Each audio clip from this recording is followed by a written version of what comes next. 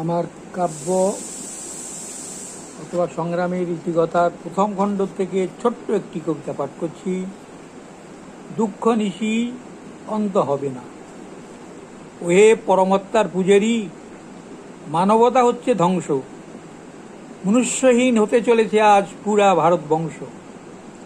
দেশে নাই ভ্রাতৃত্ব, নাই কোনো বিশ্বাস, বেঁচে থাকারও নাই কোনো সঠিক আশ্বাস।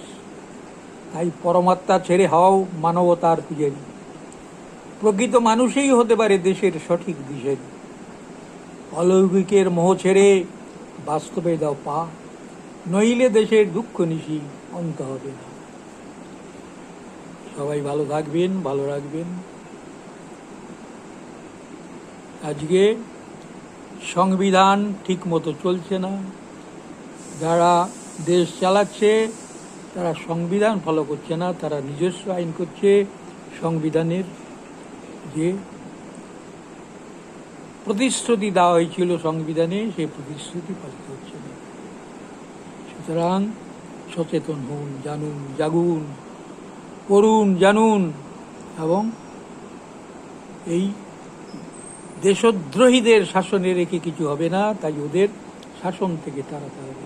ধন্যবাদ সবাইকে, ভালো থাকবেন।